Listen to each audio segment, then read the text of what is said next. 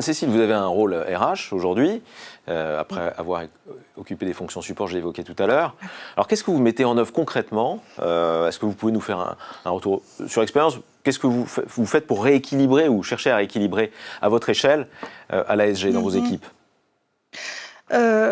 Déjà, je pense que le sujet, il faut le prendre comme un projet en tant que tel, hein, avec des sponsors, avec des objectifs, du suivi des KPIs et du marketing et de la communication et du sponsorship fort. Ça, c'est très important, effectivement.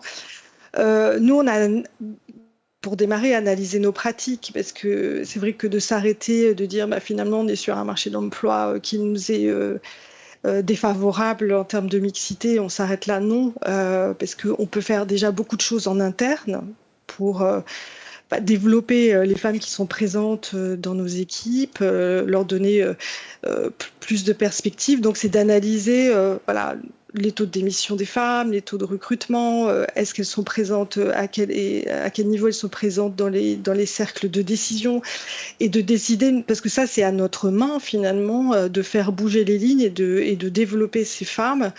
Et après aussi d'intervenir sur l'attractivité, d'apporter notre pierre à l'édifice de l'attractivité. Donc cette analyse en détail et par équipe nous a permis de construire des plans d'action et de correction en fait au plus près. Et puis de faire jouer aussi un peu l'émulation entre équipes, hein, parce que quand on voit qu'il y a une équipe, il y a plus de femmes. C'est bien ça. Par comparaison, ça fait bouger un peu les autres. Qui disent, tiens, je devrais quand même peut-être faire quelque chose. Voilà. Après, nous, on travaille. Je pense que la sensibilisation au biais est très importante. Et ça fait vraiment un effet à tous, hein, hommes comme femmes, hein, parce que c'est au moins là, il y a de l'égalité.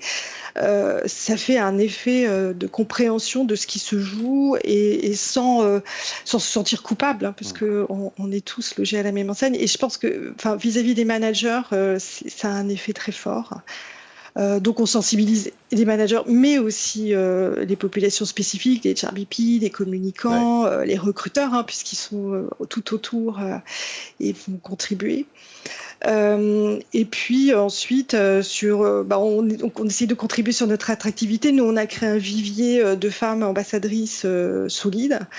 Qu'on peut activer pour des présentations en interne, en externe, auprès des écoles, et notamment à l'intérieur des femmes qui sont sur des technos, hein, pour montrer que y a des femmes aussi sur ces métiers, et ce ne sont pas forcément des top managers, hein, ce sont des rôles modèles plus à proximité, hein, qui peuvent donner envie, on l'espère, à des jeunes femmes qui auraient envie, qui se poseraient la question. Donc ça, et on s'est mis un objectif, c'est une femme à chaque fois, à minima, qu'il y a une présentation dans une école, et on voit que ça marche. Voilà, c'est un indicateur fort en effet. Ah bah oui. Merci beaucoup Anne-Cécile.